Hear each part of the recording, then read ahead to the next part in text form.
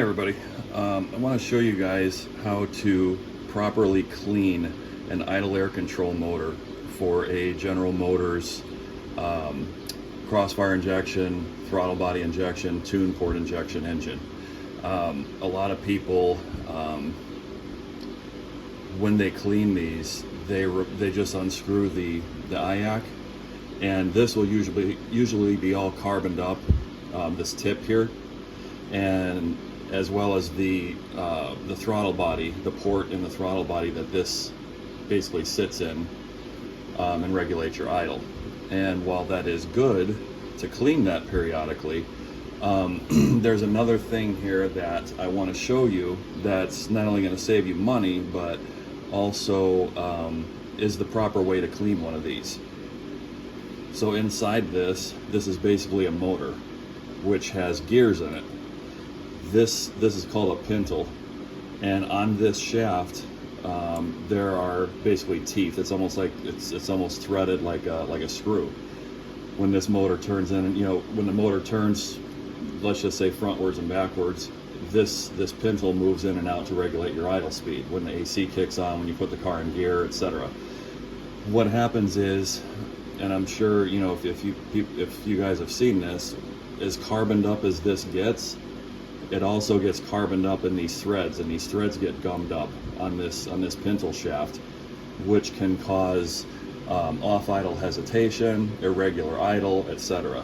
So I'm going to show you how to basically disassemble this and clean it. It literally takes about 10 minutes. This is an original IAC from my Crossfire intake manifold that I'm no longer using at the moment. I switched to a single throttle body on my 83 Trans Am. So I wanted to show you this, and like I said, there's aftermarket ones out there. In almost 30 years of driving these cars, tune port cars, throttle body cars, Crossfires, etc., I've never bought an idle air control motor. Never in my life. I go to the junkyard, I grab them.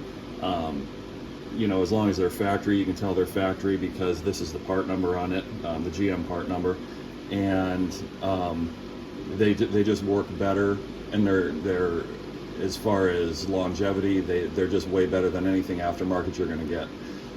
So basically what you're going to do is obviously remove it from the throttle body, and you're going to take this pintle, hold the body of the IAC, and you're going to rock this back and forth. You're not going to put every ounce of strength you have into it, but you're basically going to walk this pintle out, and you're going to get to a point where there's a little groove in this shaft right here that's kind of a guide.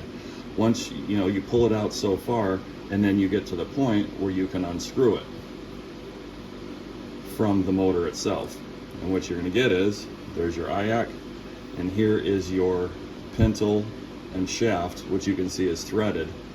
And what happens is these teeth on here, or threads if you will, they get gummed up with carbon, oil, dirt, you name it, and that causes this to stick.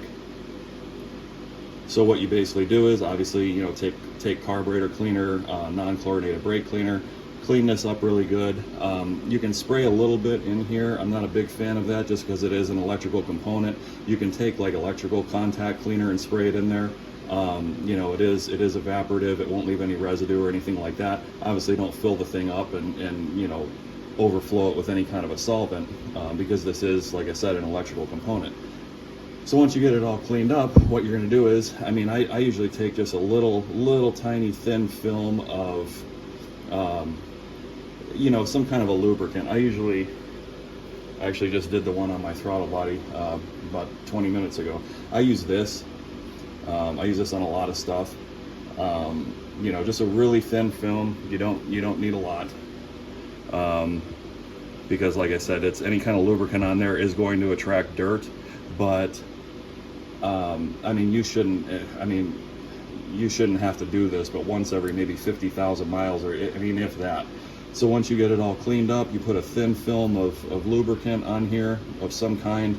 I've put them together dry too. It doesn't, it's not going to hurt anything. You're going to, basically thread it back in there to put it back together. And once you get to the point where it won't turn anymore, you're going to, long threads, you're going to take it and you're basically going to rock it back in.